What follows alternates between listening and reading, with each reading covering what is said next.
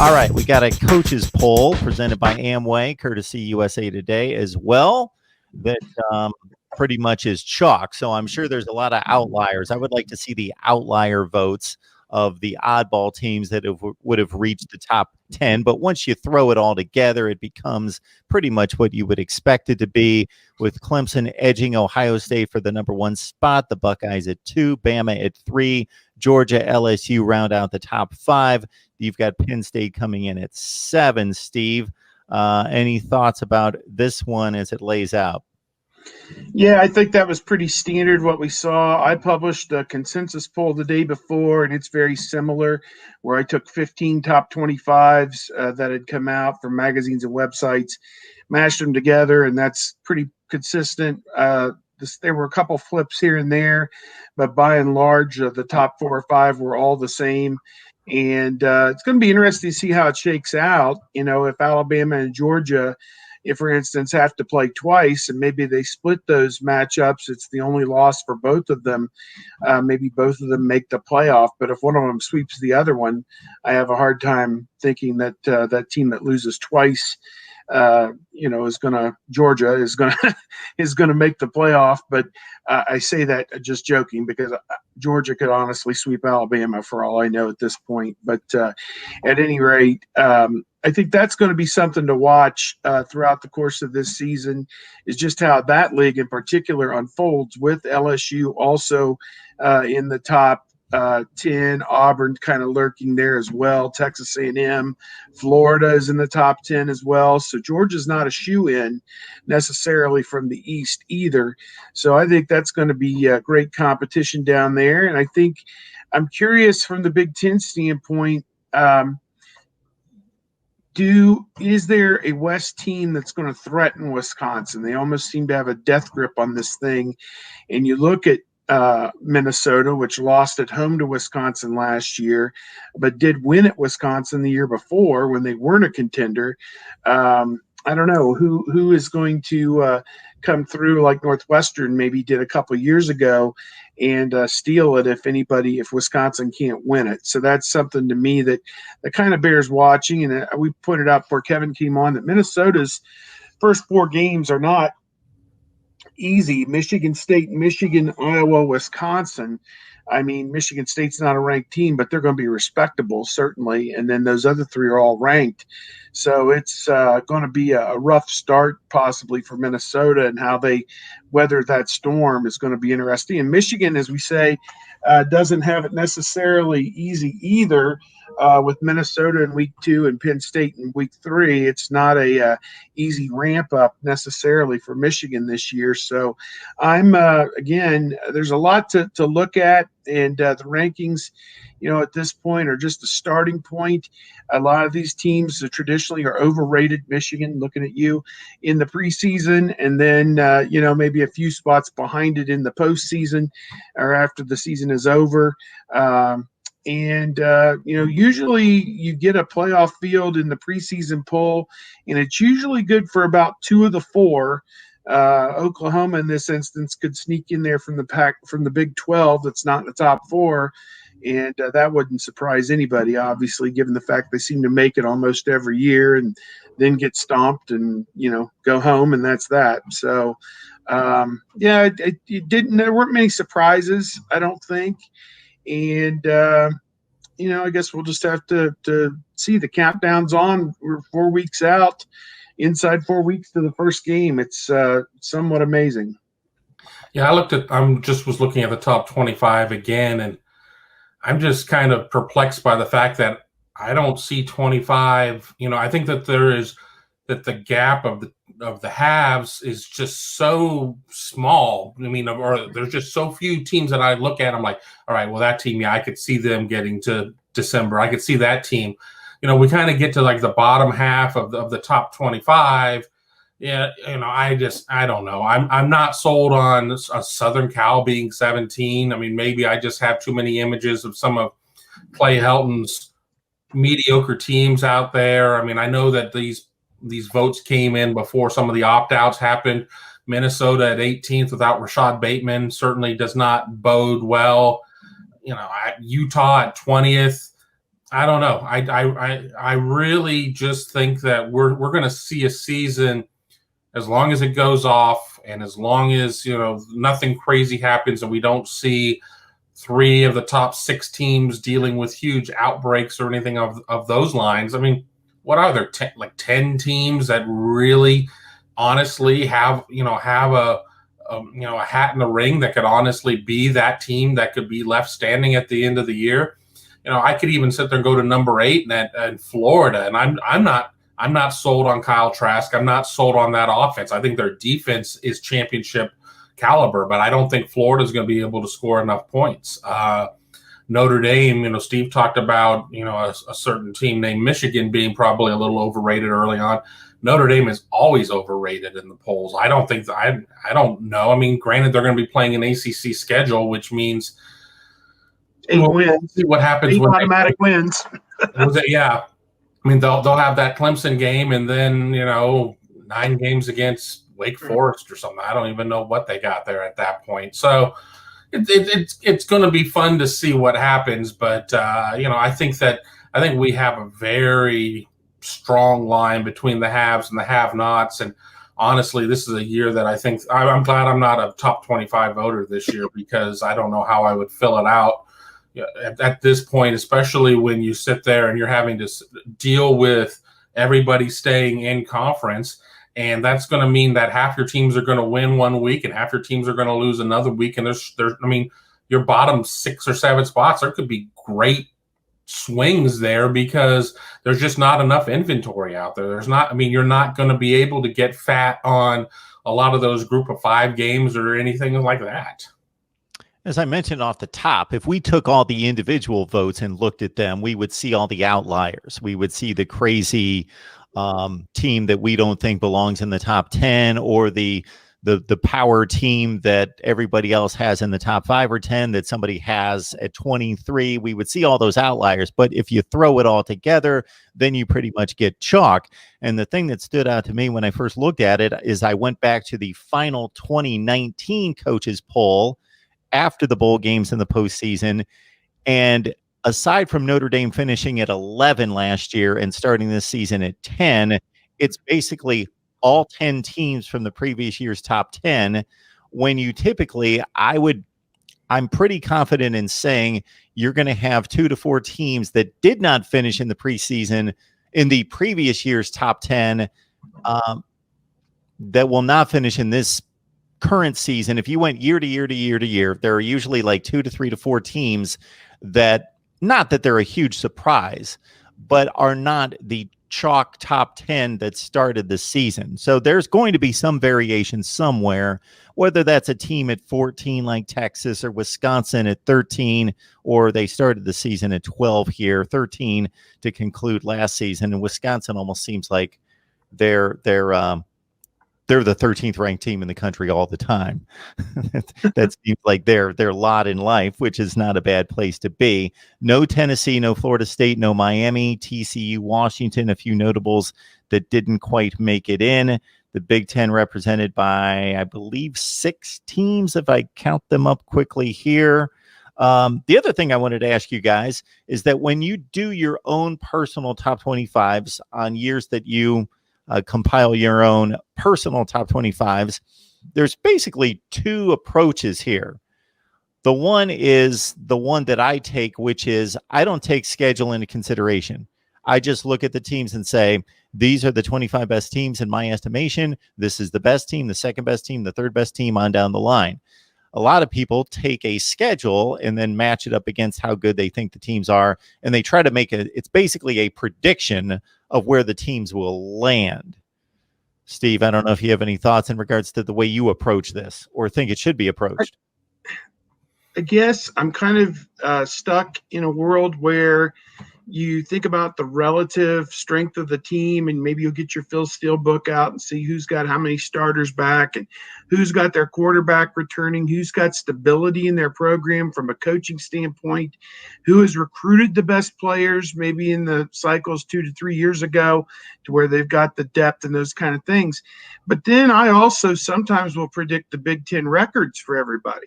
So then you have to pull out the schedule and pick a winner and a loser in every game. And what's funny is you'll say, oh, yeah, I'll just throw this as an example. I've got Penn State as number 12 or 10 on my poll, and then I look at how I picked their games, and it's like, oh, 8-4. Well, that's not number 12, or that's not number 10. That's more like number 19 or 20. And so then you have to move things back and forth a little bit. If you do get the schedule out and you plot the games out, you realize really quickly that when rubber hits the road, somebody between Georgia and Alabama, somebody has to win and somebody has to lose. And then between Alabama and Auburn, somebody has to win, somebody has to lose. And, it just kind of bubbles out from there. So home and away, at least in the preseason, have a lot of a factor in that. But you look at LSU last year, what they accomplished was nothing short of remarkable. They started on the road and won at Texas. They beat like 7 or 8 ranked teams before it was all said and done. Nobody's ever done what they did last year. And I was just looking at my poll from last year. They were number 6 in the preseason and probably were in a lot of the different polls because I think there was some uncertainty coming out of the year before of just how good they were going to be. I think people here in Ohio knew how good Joe Burrow could be, but LSU was 6th in the consensus poll last year. The ones that disappointed last year, we bring them up. Michigan was number 7 in the preseason poll. Notre Dame was number 9. Texas was number 10, and Texas A&M was number 11. If you can find a murderer's row of schools that disappoint on an annual basis, I think those are probably 4 of the top 6 or 7 right there. And then the surprises last year, as we said, LSU getting into the top 4 instead of being number 6. Florida at number 8, they made a major bowl last year. Oregon won the Pac-12. They were number 12. So those were some of the prize. And Penn State was preseason number 16 and, was right there and won the Cotton Bowl, one of the major bowls. So you had a list of surprise teams that came through, maybe a little higher than they were ranked. And then that annual list of the same suspects: Michigan at 7, Notre Dame 9, Texas 10, and Texas A&M 11, that were all disappointments. Well, Notre Dame did finish about where they started. They finished at number 11 in the coaches poll. They went 11-2 last year, 11-2, I believe. But what bowl were they in, though?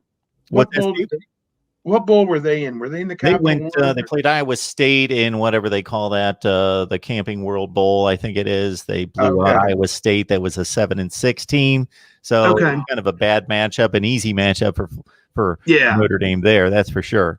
I think that Texas A&M is the poster child for what you just talked about, and basically what I'm leading toward, and that's, I think that Texas A&M probably can play with the top 15 teams in the country and have been able to, and certainly the talented Jimbo Fisher's stockpiling there, but last season's schedule included Clemson, Georgia, Alabama, LSU, and on down the line, and they lose 5 games. They go 8-5. They don't sniff the top 25, but are they one of the 15 best teams in the country? Probably. So do you weigh the schedule in there or not? And again, a lot of people, when I release a top 25, will say, well, what about this team? They got to play X, Y, and Z. And I'll say, I'm not factoring that in. It's not a prediction for me. But if you sit there and you do a preseason poll, are you really going through, and how do you know who's the best? You're doing so much of that off of last year, and it's becoming a legacy poll at that point. So when I do a top 25, I do have to do some predicting and things along those lines in terms of what schedule looks like. And I know that maybe makes me an outlier or whatnot in how I view a poll, but I would rather have my error being in trying to extrapolate moving forward than being too reliant on looking backward to it becoming a legacy poll, because you can't, you can do whatever you want. It's your ballot, but I don't want to sit there and have my preseason poll looking one way and then getting a week or two of data points and then everything being completely turned on its head just based on the fact that, this team, that team, this other team happened to be playing really well in the first 2 weeks. but the legacy wasn't there to give them a high ranking at that point. But, again, that's what makes it so much fun. That's why we're able to do weekly podcasts like this. That's why Steve and I both have websites that we're able to go to message boards and have those types of conversations. Based on all the problems with the world now between COVID, murder hornets, and everything else, I'd rather be arguing about, well, your poll is stupid. Well, no, your poll is stupid compared to some of these other issues. Yeah. Yeah. So certainly, I think to unravel what you just said, to me, what hits home is that the poll is in and of itself the opinion of that particular person, and there should be little criticism of it until games are played. Now, if your poll doesn't make any sense, if we're 8 games into the season and Ohio State just beat Penn State and Ohio State's 8-0 and Penn State 6-2, and you've got Penn State ranked ahead of Ohio State, obviously that makes absolutely no sense. So once they start to have data points, then the poll needs to make sense, and it has to be based on the results on the field. But to start the season, I think what you do is valid, Kevin, in regards to, and I think actually that's probably the rule for most people, that they do look at the schedule. I'm just saying that I don't look at the schedule. I try to determine who I think, and of course, I put in quotations think, because I don't know who the best teams in the country are. None of us do till they actually step on the field. And my poll is crazy enough to the extent that I go strictly track record, meaning week 1 of the season, I completely abolish my preseason poll and just go based on results. So for 2 consecutive years, Maryland beat what we expected to be a good or talented, certainly talented Texas team in week 1. So I ranked Maryland really high, and people called me crazy. And I would explain, I'm not saying Maryland's going to keep this up. I'm just saying their resume right now is 1-0 and they beat Texas. So I'm going to rank them accordingly. When they prove not to be any good, they'll drop right out of the poll. That's a way to do it. I think this year it's going to be difficult because it's all going to be apples to oranges. You don't have, okay, Iowa played Iowa State, and then Iowa State went and played Oklahoma, and we can maybe compare the scores or something, or records or that kind of thing, to determine who's a better team between Iowa and Oklahoma, which, is kind of a weird way to do it anyway. But I don't know. It's going to be a challenging year, and there's a lot of people, if there is a season, and hopeful that there is a season, also kind of hoping for a little bit of anarchy where you have 6 or 7 viable playoff teams and they can only take the top 4. What's that going to look like? And does that lead us closer to an 18 playoff down the line, which this might be a year without those 11th and 12th data points, or I guess 12th and 13th data points, that maybe the field doesn't get separated like it does in a normal year. Because by the time the championship games are played, in most years, we have most of the imposters have been identified and ferreted out by that point. Baylor and some of those ones last year that were up there at mid-season, by the end of the year had fallen by the wayside. So, will that happen this year? Or will there still be 6, 7, 8 viable playoff teams at the end? Kevin, give us your best 30 to 60 seconds on this one. Let me hit you with this one, unless you got something. Go ahead. I was just going to say one interesting thing, too, that's going to happen is what happens if you have 6 or 7 teams that really could be there at the end. And Selection Sunday is December 20th now, and the games are on the 1st. So you have a lot less time to prepare. And even if you do get your conference championship game on the 5th, on the 5th, you still have 15 games to sit there, hoping that you're going to be in. Let's say you are in. Yeah, you can sit there and spend those couple weeks working on yourself and maybe just some things that are installed that would work across the board or whatever. But if there are more than 3 other teams that are sitting out there at that point, you're not going to have a ton of time for preparations at that point with less than 2 weeks, where you were getting almost the better part of close to a month. Let's hope it comes to that. Let's hope we have that pleasant problem to deal with. I'm going to save my topic for next week. It's timely in terms of the season, but it's not going to be outdated by next week in regards to your thoughts about, yeah, I'm just going to save it for next week is what I'm going to do. We got Kevin Noon from Rivals, Buckeye Grove. Join him there for Ohio State football coverage. Kevin, we appreciate you stopping by as always. Steve Hellwagon, Bucknuts 247 Sports. We hope everybody out there appreciates what we have here each and every week, typically with Tony Gerdeman as well, and talking Ohio State football. Guys, have a great weekend. We will see you soon. Hopefully we get back together next week.